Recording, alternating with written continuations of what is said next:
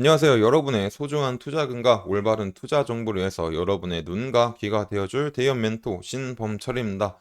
오늘 알아볼 기업은 HB 테크놀로지고요. 오랜만에 리뷰하는 만큼 간단하게 기업 기호를 한번 같이 보고 그 다음에 주가의 흐름에 대해서 알아보도록 하겠습니다.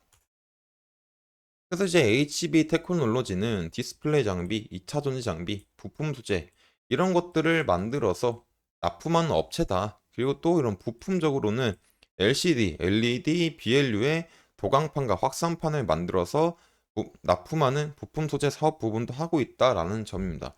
그래서 이제 HB 테크놀로지의 주요 납품처로 보면은 삼성, SDI와 디스플레이가 있고 해외로는 이제 BOE, 뭐 천마전자 등등 여러 회사에 납품을 하고 있죠. 그래서 이제 HB 테크놀로지가 결국에 장비를 만드는 장비주구나 하는 것들을 우리가 알 수 있죠. 근데 이 장비주들은 하나의 특징이 있어요. 어떤 특징이 있냐면 뭐 HB 테크놀로지에 관련은 없지만 최근에 나온 기사 ASML이죠. ASML이 이제 극자외선 노광 장비를 만들었다라는 거죠.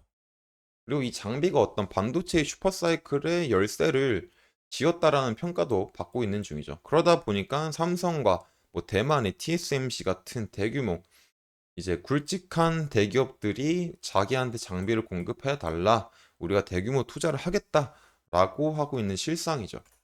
그래서 이제 이런 장비주들은 어떤 새로운 기술을 만들고 그리고 그 기술이 정말 좋으면 대규모 투자가 들어오면서 공장 증설로 이루어지게 됩니다. 그로 인해서 장비들을 만들어서 매출액이 증가할 수 있는 효과가 있어요. 하지만 여기서 중요한 건 과연 이 매출이 언제까지 지속이 될 거냐라는 게 가장 중요하겠죠. 왜냐면 이런 장비들을 만들고 나서 2, 3년 쓰고 버릴 거 아니잖아요. 핸드폰이나 태블릿처럼. 그래도 못해도 계속 뭐 10년은 써야겠죠. 그러다 보니까 향후 매출이 이제 꾸준히 증가하지 않을 수도 있다는 점이 있고, 또 다른 점은 어떤 기업에서 자기들한테 장비를 팔아라. 근데 이제 조금 우리가 많이 사겠다라고 말하고, 근데 대신 조건 조금 할인을 해달라라고 하면 실제로 매출액은 증가를 하겠지만 할인이 들어간 만큼 실제로의 영업이익은 증가하지 않을 수 있다라는 점이 특징적이겠습니다. 그래서 이런 부분은 조금 장비주의 특성이니까 알아두시면 좋을 것 같고, 그리고 옆에 표를 보시면 삼성 SDI 배터리 캐파 전망인데 이 표를 왜 넣어놨냐라고 보면 이번 6월 달에 나온 기사죠. HB 테크놀로지 2차전지 삼성 SDI 뚫었다. 셀 검사 장비를 독점 공급한다. 그리고 이제 이 공급 계약은 24년 6월 30일까지입니다.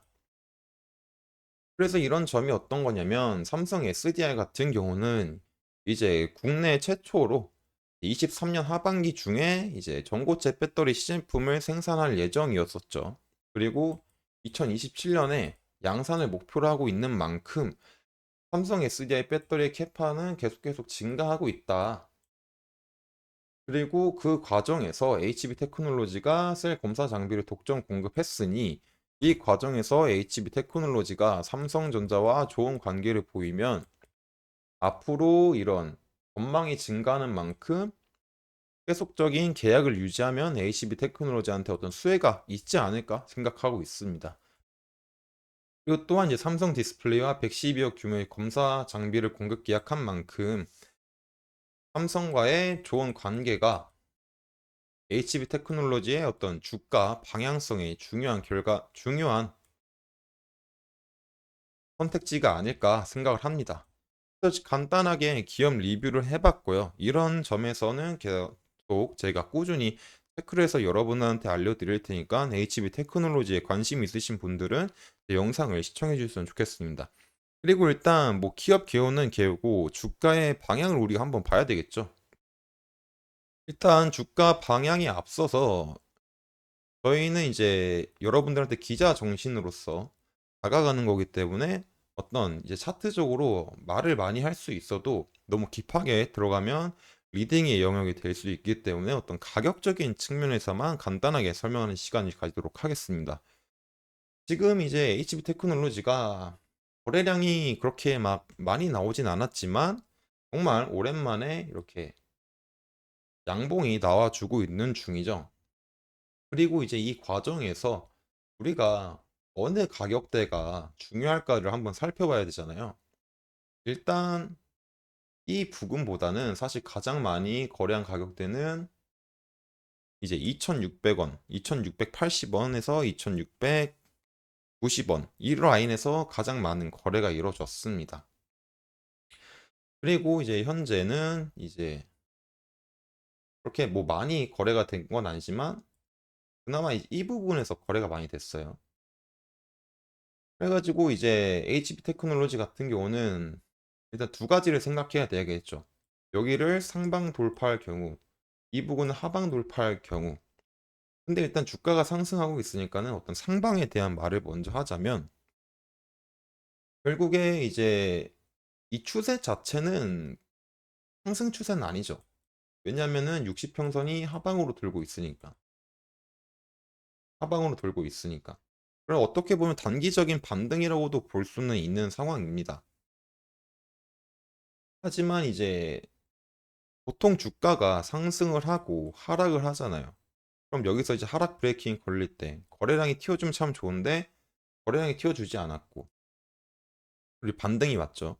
이런 반등이 왔을 때 우리가 생각할 수 있는 거는 여기서 반등이 와서 쭉 계속 올라가면 좋은데 반등이 오지 않고 중간에 멈추고 다시 한번 바닥을 만든 다음에 올라가는 경우가 참 많아요. 그리고 어떨 때는 두 개 말고 세 개, 뭐 네 개의 바닥도 필요한 경우도 많고 그렇기 때문에 이런 두 개의 바닥을 우리가 먼저 생각해 보면 일단 바닥 한 개를 만들어 놓은 상태고 또 이제 매물대에 걸려져 있는 상태니까 아 여기서는 살짝 뭐 눌릴 수도 있지 않을까?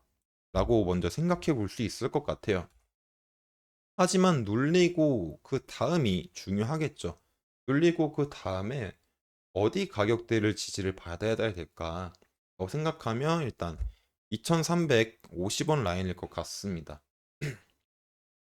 그래서 이 부분을 일단 지지를 하는지 체크를 하고 이 부분이 뚫렸을 때는 이제 2차적으로는 이제 2270원 부분 이 두 부분을 조금 유심하게 지켜보면서 떨어졌을 때 다시 가격이 이 안으로 들어오는지를 한번 체크를 해봐야 될 것 같아요. 그리고 만약에 더 떨어졌을 때는 이제 2200원 라인에서 떨어지고 어떤 반등의 의지가 안 보인다라고 하면은 이제 우리가 플랜 B를 세우면서 다시 살펴봐야 되겠죠. 하지만 이제 단기적으로 조금 보게 되려면 날봉에서는 추세가 돌아가는 상황은 아니었지만 단기적으로는 흐름이 이제 상방으로 향하고 있지 않나. 5평선, 10평선, 20평선 정배열 이루고 있고 60평선도 이렇게 우상향할 수 있는 그림이 만들어지니까 그리고 이 우상향하는 과정에서 하락하는 120평선을 돌파하면서 골든 크로스가 나니까 조금 단기적으로는 상방의 힘이 조금 있을 수도 있지 않을까라고 생각할 수 있을 것 같습니다.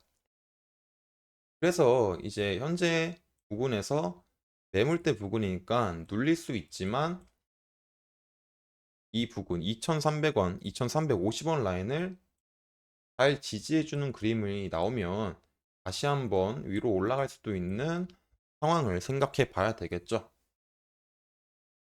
그리고 만약에 진짜 돌파가 나왔으면 눌리고 이렇게 상승을 했으면 다시 부근에서 매도 물량이 나오는지를 체크해 보고 매도 물량이 뭐 많이 나오지 않는다 라고 생각하면은 좀 더 가져가면서 이런 부분까지도 우리가 노려볼 수도 있지 않을까 라고 생각할 수도 있을 것 같습니다. 그래서 이제 HB 테크놀로지에서 볼 점은 과연 얘가 끝까지 반등을 할 건지 첫 번째 혹은 만약에 반등을 못했을 때 바닥을 하나 저점을 높인 바닥을 만들어주면서 올라가는지 이런 것들을 한번 체크해 보시면 좋을 것 같아요. 그래서 이상 이제 간단하게 차트 흐름에서 알아봤고 이제 앞으로 HB 테크놀로지의 행보나 파트적인 흐름 같은 거를 제가 지속적으로 체크해서 여러분들한테 알려드릴 테니까 HB 테크놀로지에 관심 있으신 분들은 제 영상을 시청해 주셨으면 감사하겠습니다. 이상 대여 컴퍼니의 신범철이었습니다.